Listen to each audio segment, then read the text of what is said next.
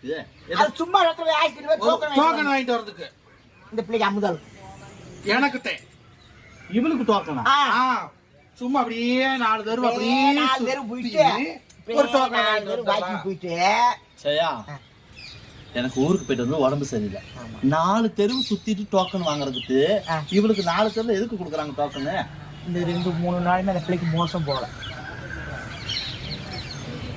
புரியல வெளியே போல ஆகி போகல